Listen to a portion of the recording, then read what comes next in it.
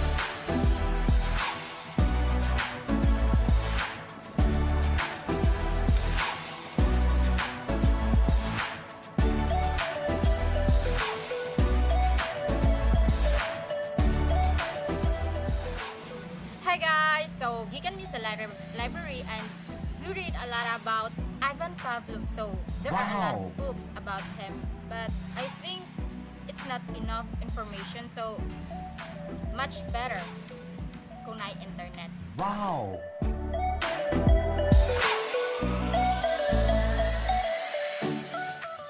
So guys, before we discuss what is classical conditioning, atong ilailahon kasi proponent ani nga theory.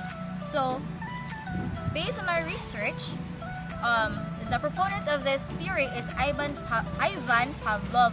He is a Russian physiologist, and also he is known in his research which the condition reflexes or the Pavlov's dog. So he was born on September 14, 1849 in Russia.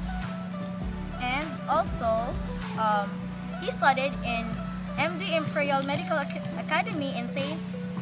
Petersburg, Russia.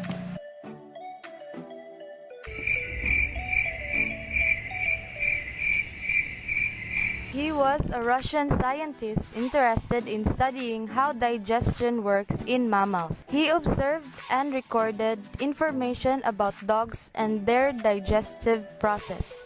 As part of his work, he began to study what triggers dogs to salivate.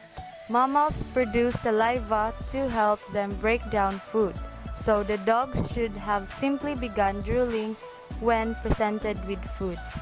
But what Pavlov discovered when he observed the dogs was that drooling had a much more far-reaching effect than he ever thought. It paved the way for a new theory about behavior and a new way to study humans. The people who feed Pavlov's dog were lab coats. Pavlov noticed that the dogs began to drool whenever they saw lab coats. Even if there was no food inside, Pavlov wondered why the dogs salivated at the lab coats, and not just at food. He ran a study in which he rang a bell every time he fed the dogs. Pretty soon, just ringing a bell made the dogs salivate. Pavlov said the dogs were demonstrating classical conditioning. He summed it up like this: there's a neutral stimulus, which is the bell, which by itself will not produce a response, like salivation. There's also a non-neutral or unconditioned stimulus, which is the food, which will produce an unconditioned response, salivation. But if you present the neutral stimulus and the unconditioned stimulus together, eventually, the dog will learn to associate the two. After a while, the neutral stimulus by itself will produce the same response as the unconditioned stimulus, like the dogs drooling when they hear the bell. This is called a conditioned response. Think of an unconditioned response as completely natural and a conditioned response as something that we learn. We see how this works with animals, but how does it work with humans? In exactly the same way.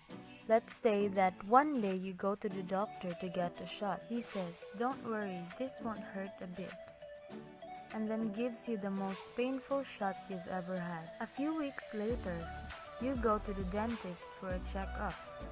He starts to put a mirror in your mouth to examine your teeth. And he says, "Don't worry, this won't hurt a bit." Even though you know the mirror won't hurt, you jump out of a chair and run. When you went to get a shot, the words, "this won't hurt a bit," became a conditioned stimulus. When they were paired with the pain of the shot, the unconditioned stimulus, which was followed by your conditioned response of getting out of there.